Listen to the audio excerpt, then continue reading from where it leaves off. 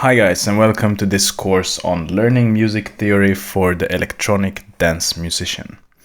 First of all, I'm going to explain how this course is going to be.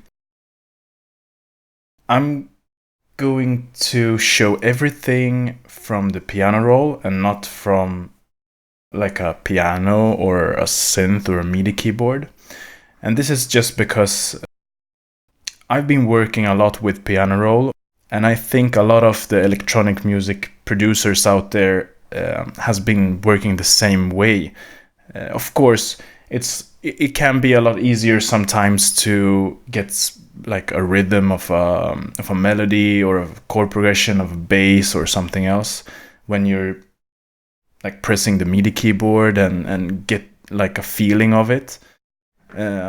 But a lot of times, like when you're producing, like making chords or creating some melodies or stuff like that, it's a lot easier to just paint it out in a piano roll. At least in my opinion, of course. It can be easier for someone else to just paint it out on a MIDI keyboard too. But in this course, I'm going to show everything in the piano roll.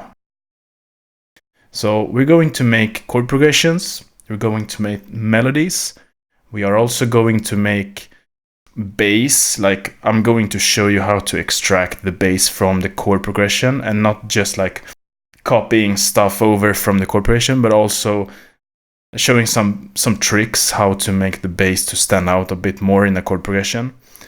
Also how to make chord progressions from a plugin when you're not like, you don't really have to know anything about chord progressions or anything about music theory overall.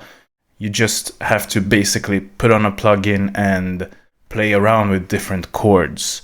So you really don't have to have any knowledge of music theory at all.